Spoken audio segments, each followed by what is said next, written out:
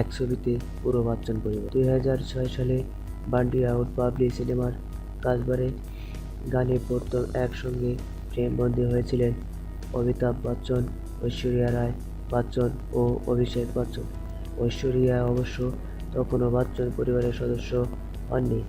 অভিষেকে ও ঐশ্বরিয়ার বিয়ের পর সরকার রাজ ছবিতে তারা তিনজনই অভিনয় করেছিলেন, কিন্তু জয়া বচ্চন সহ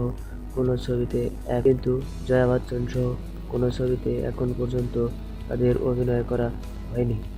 আলাদাভাবে অবশ্য বাবা, ছেলে, শ্বশুর, পুত্রবধূ ও স্বামী স্ত্রী বেশ কয়েকটি ছবিতে অভিনয় করেছেন, কিন্তু অভিষেকের খুব ইচ্ছে করে এমন একটি ছবিতে অভিনয় করতে যেখানে তার সঙ্গে মা, বাবা ও স্ত্রী সবাই অভিনয় করবেন। অভিষেক বচ্চন বলেন, বিষয়টা এমন না যে আমাদের একসঙ্গে কাজ করতে হবে বলেই চারজন মিলে একটি ছবিতে অভিনয় করব। সেই ছবির গল্প অবশ্যই আমাদের চারজনের পছন্দ হতে হবে। তিনি এটাও জানান যে পরিবারের চারজন একই ছবিতে অভিনয় করতে পারলে তারা সবাই অনেক বেশি খুশি হবেন, কিন্তু এটাও ঠিক, সবাইকে একসঙ্গে রাজি করানোটাও একটা ঝামেলার কাজ। আর এক ছবিতে বচ্চন পরিবারের চার তারকাকে দেখতে পেলে দর্শকরাও বেশ আনন্দ পাবে।